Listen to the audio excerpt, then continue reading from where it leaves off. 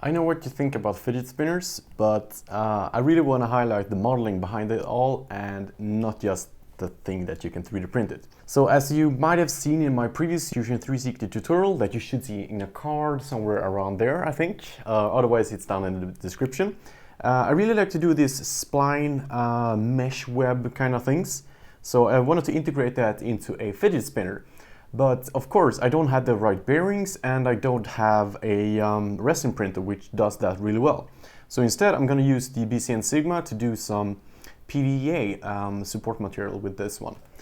So with that said, let's go for the ride and check out how I made it in Fusion, and then of course the printing and how it works itself. So I did model this after the metric bearing, so there is in the Thingiverse link down below, you should see an example with some other models as well. So you can just choose the bearing that you bought and then print the one that you need. Cool, let's get going. So the idea is that we create one of the cool fidget spinners that you just saw, and how I did that was that I used the software Autodesk Fusion 360, which is free and pretty neat, and also just using a reference here. So I modeled this quickly. I'm gonna share that as well in the files. So for example, you should probably do some modifications here depending on what kind of bearings you're using. So in my case, the bearing is an 18mm by 12 by 4. I actually have it named here on the left side, as you can see. So that's the bearing. It has a 4mm height as well. So that's what I'm using and what I will base my design on. Now, if you watched my live stream not too long ago, I talked about how I use symmetry to create my my different legs or edges of the spinner, so to say. So I'm gonna start out with a line, one that is a little bit longer, and then one that is a little bit shorter on the opposite side. So I'm just using here the regular sketch tools. So before I close the sketch tool, I'll go into sketch again. I'll use something called circular pattern, which is pretty cool. So I then select the two lines that I just draw. I then select the center point, and what this does is that it rotates around that center point. So in my case, we now get this kind of star pattern, and we can actually choose here how many legs or edges of the fidget spinner that we want to have. So we can go really crazy here and have like 12 of them, but that's not gonna really work. So for this one, it's 3 that is the magic number. All right, so we click OK. And what this gives us is a, I call it symmetry line. So we have a point up here. We also have a point here and there.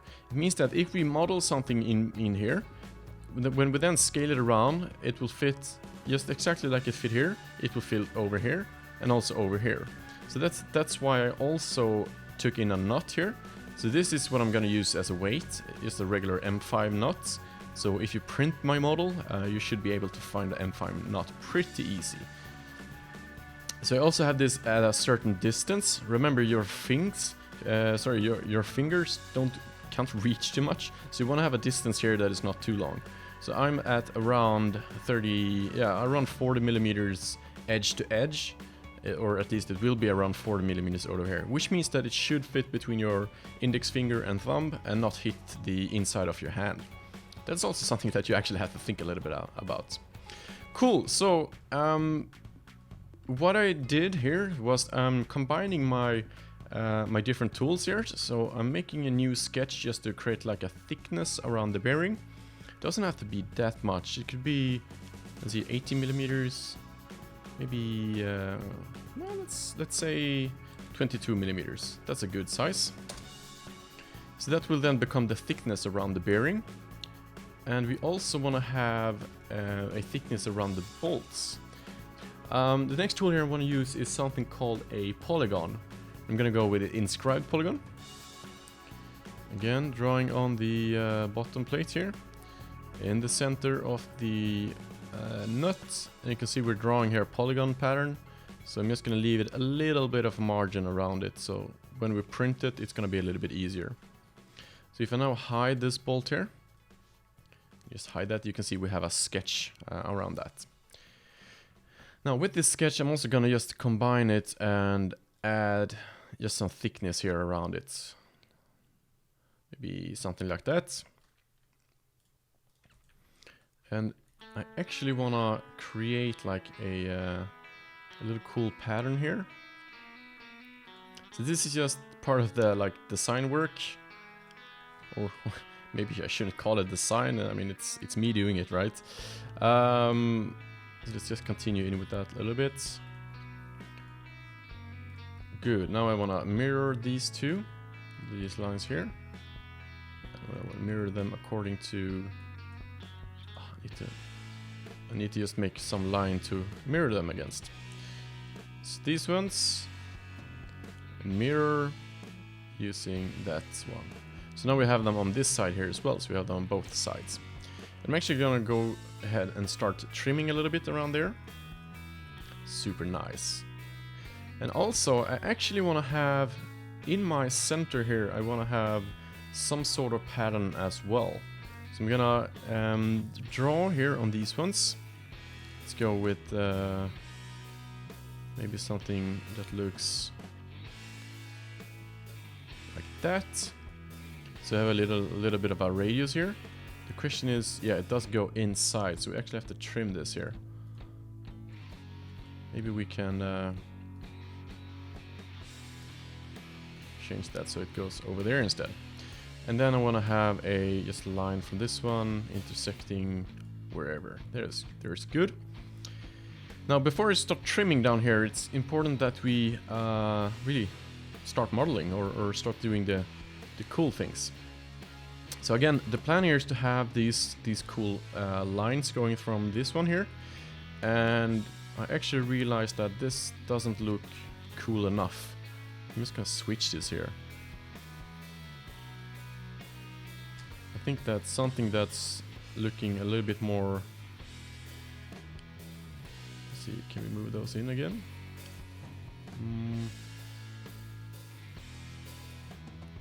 Okay, we're gonna try something like this.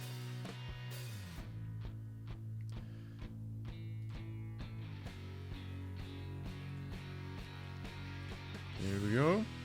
Now we can start trimming.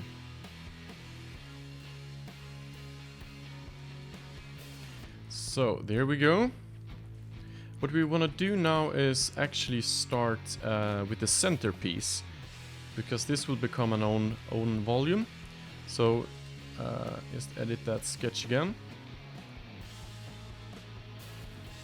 So when we have these files here, we're gonna do exactly the same as we did before. So a circular pattern, and we choose this one here, and we have 3x again. That means that we get this this off-center piece right here now, and I'm gonna start trimming it. Trim off these here. Awesome. We actually need to make a hole inside for the inside of the bearing, which was 18 millimeters. So that means that we now can extrude and create some thickness out of this part here. So I'm gonna make it a little bit higher than the bearing. So the bearing is 4 millimeter, and I'm actually gonna go with 5 millimeters, so we have some room to play with. Yeah, 5 millimeters is good. And we do a fillet here. And the reason why I'm doing this fillet here is because that really helps pushing down the bearing.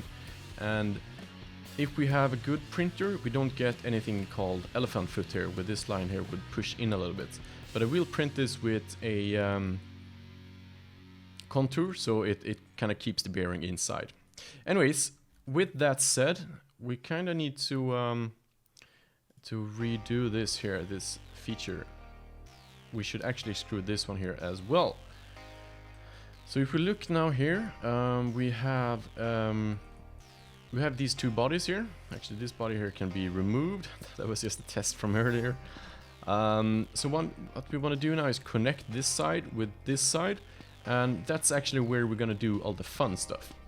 So I'm gonna create a new sketch on this surface, and what I want to do with this one here is to make an offset of the exterior line, so we have like a pattern inside. This really helps us when we want to target these lines that I'm talking about. And I want to have them around 1.1 millimeter thick, so if I make them in this thickness, it should all be pretty good. Let's maybe even that was a little bit too much actually. Let's say 0.7 instead. Now, when that sketch is done, it's now time to start with the fun sketch. So we're gonna create a sketch on this plane here. We are going to use the same tool, the offset. Just offset this one here a little bit, around 0.7 is okay. And then we're going to start with the lines, or actually splines in this case. Now it's really important here on the right side that you have activated 3D Sketch. And for this case I'm gonna turn off Sketch Grid. That makes it a little bit easier using the snapping tools to snap on these features here. So I'm snapping on that corner, I'm moving over to this corner.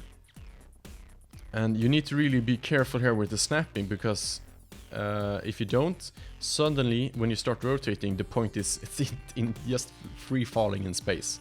So if we do that again and we make sure that we snap here on the line, so you can see there it's snapping. There we go. And I'm just gonna click OK, and now we have a line in between those points.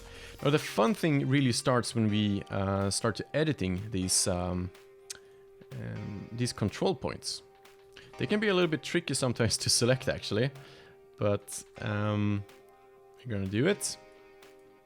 There we go, the tangent display here. Now we can select them. That was a little bit easier. So what I do with these points is to start controlling like the flow of the line. And we can also control the angle a little bit by moving it down and up, upwards and down. In this case, up and not too much is the cool way to go. So this is seriously no rocket science, but I kind of want to have a little bit of a flow here in the design. So I'm happy with that. So we now have one cool spline here in 3D, but one spline isn't enough, so I'm gonna kick off with a few extra ones. I'm gonna snap on that one and snap around that. Click OK. Activate the tangent displays, which should be active from the beginning, I think, but okay. Gonna move that point, do something similar, maybe a little bit more extreme. Going, yeah, let's go up again. That's an ugly line, but hey, I guess it could work. So I'm just controlling this point here as well. Maybe up a little bit. Yeah. That could work. Maybe this one should be a little bit weaker. Something like that. That's cool. Okay, on movement, let's create a new spline. This time I really want to have it in center. So you can see here when it snaps on the grid, it's turning this magenta color. The question is, can we snap? Yeah, we can snap in the middle of this one as well. Good. Now we'll activate here the tangent displays. I'm gonna edit this point here.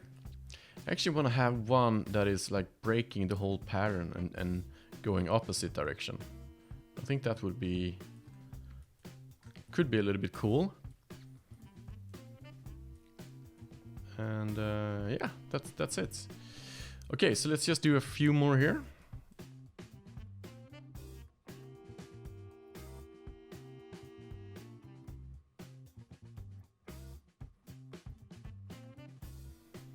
Okay, so there we go with the lines, looking really good. And at this stage, we're actually ready to stop sketching. So we're gonna click stop. And as you saw in the live stream, I really enjoy using here the tools during create form. And then we can go into something called pipe. And when we do that, we can start selecting lines. I'm actually gonna change here to the diameter to be around 0.5 to begin with. We're gonna change that later, but I wanna show the effect first before tweaking it, right? So here you can see we're creating this pattern. I'm gonna click here on smooth as well, so we see them in the nicer appearance. And also at the end types, I'm gonna close them by squaring them off. This means that they will create solids. I also want to have quite a few of this density because we might want to tweak this a little bit later. Let's see how many. Yeah, that looks good. Okay, cool. Let's just add some of the diameter here because it is going to be more easy to print the bigger they are. And it doesn't actually matter if they intersect. That's not going to be an issue. So I think that's a little bit bigger than maybe 1.2, 3. I think that could be okay, right? And I think I need to have another segment here, because the edges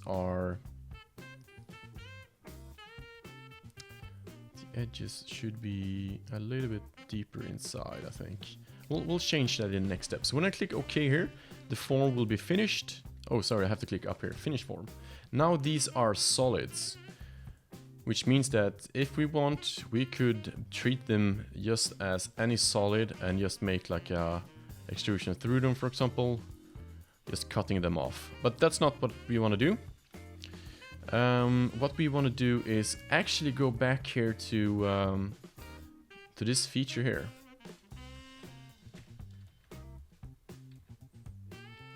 So we want to edit this one, and actually I just want to, let's see, can we hide this one? I want to hide the other bodies. Because we want to select these edges here that are sticking out. I think those are the only ones, and then we click edit form. Just want to drag those in a little bit extra. Something like that, just so they go into the model a little bit better. Finish form. There we go. Now, we aren't finished just yet. There's a few more things that we need to do, and that is the symmetry. So first off, we're gonna go with, during create, go down to patterns, circular pattern, make sure that this is in body type. I'm gonna select the bodies that we wanna circularize, click on the axle here in the middle, and again, 3 is the number, so there we go. Now we have this super cool spinner, but there's actually one more thing that I wanna do, which is, can we do a chamfer on this one here? That is the $1 million question. Can we do a chamfer? Yes, we can. So I think that is cool. Kind of intersects pretty nice there. So let's go with that. And well, all we have to do really now is to combine all the bodies. And we'll end up with a spinner. So this is the finished spinner, ready to be printed. So let's just do that. Let's go ahead and print this. Now, of course, if you don't have like a resin printer or a powder printer, you would need to have some sort of support materials here. So in my case, I will use PVA. So that's how you model the spinner. Let's try it out. And of course, we have to slice the file. So I'm just here in Simplify 3D. I've loaded the STL. I'm just loading my pre-ProGen configured file from BCN. So it has all the presets for the materials and stuff like that. So we're running PVA in the right one and PLA in the left one. So you can see here the two materials. The green symbolizes support material, the blue is the plastic itself. So pretty cool here to see how it supports the model. There is a little bit of like glitches in Simplify 3D, but looking through the layers, I think that everything looks good. So let's get going.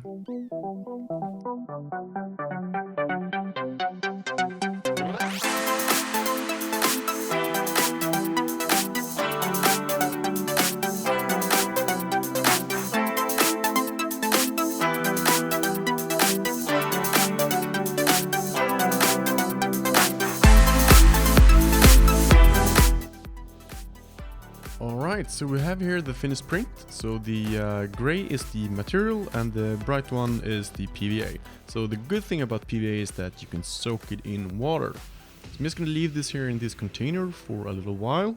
And you can see here when we kind of speed it up quite a bit, you can see how it starts to melt a little bit. I think it looks pretty cool actually.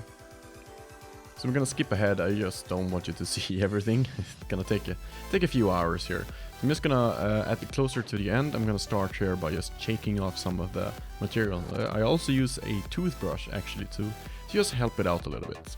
But yeah, in theory it should already be removed. So here you can see the finished one. I think it looks super awesome. Sure, there could be some improvements on the print closer to the bearings. And speaking of bearings, I mean, I don't really know what I'm doing, so you should read the guide I mentioned. But in short, what you want to do is you take a normal bearing and you can remove the grease in it. But I will link that to the link down below in the description. I think you should follow that tutorial instead. I just removed the sides here on this filament, no, on this bearing, and exposing like the inner structure. So the idea here is then that you, well, to get it to spin better, what you can do is that you will soak it in some sort of grease remover or paint cleaner. In this case, I will just remove all of the fat. And after that is done, a few hours later, I just smooth it a little bit more. So here I am just assembling everything.